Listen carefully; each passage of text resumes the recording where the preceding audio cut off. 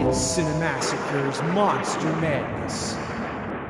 It's about time King Kong gets a Monster Madness. I'm ready to praise the everlasting shit out of his big fat hairy ass. I can't possibly praise this film enough. There's no way I can do it justice. So what, should I talk about the plot? Well, just for the hell of it, here's the gist.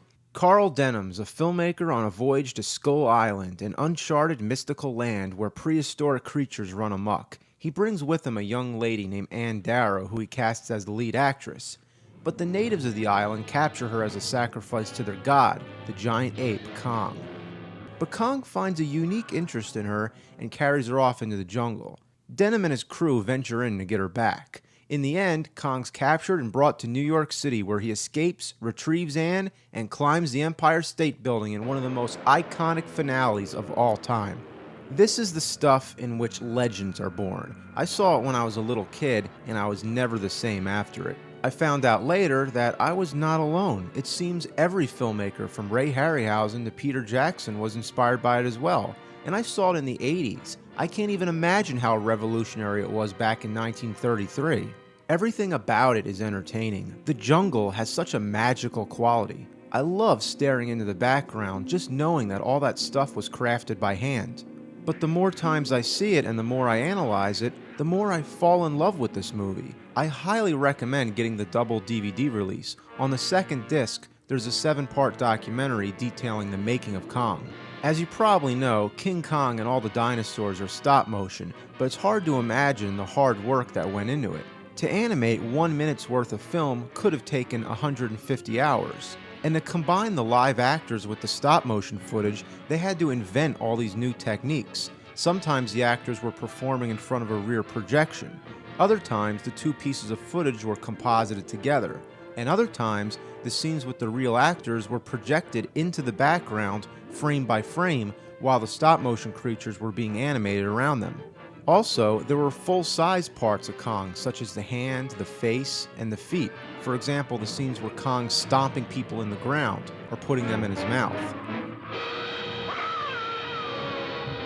There's also a great moment on the DVD in which Peter Jackson and company recreate one of the movie's lost sequences, the spider pit scene. Using the same crude techniques, these modern filmmakers found it to be a huge challenge, and that really says something. For 1933, it's just unbelievable what they accomplished. Still to this day, a lot of it's a mystery. It's not like now when a movie comes out, there's documentary footage and DVD bonus features up the ass.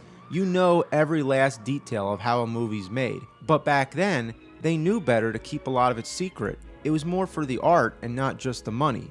Not to mention, we don't have the luxury of speaking to Willis O'Brien or any of the people associated with it. And let's not forget the sound design, which is equally one of the most important parts that make a movie. You have Kong roaring, which was a combination of different animal growls. You have a fully orchestrated musical score, and it's all blended together so well. And don't forget, this is a time when sound movies were still in their infancy. I can't think of anything that even comes close to being this groundbreaking.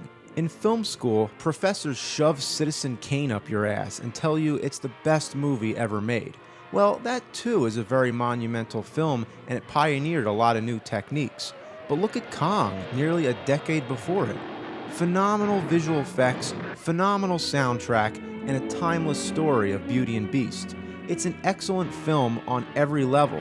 Why can't that be the best movie ever made? It shows fantasy and imagination, and that's what movies are all about. I'm bowing down and my balls are clapping.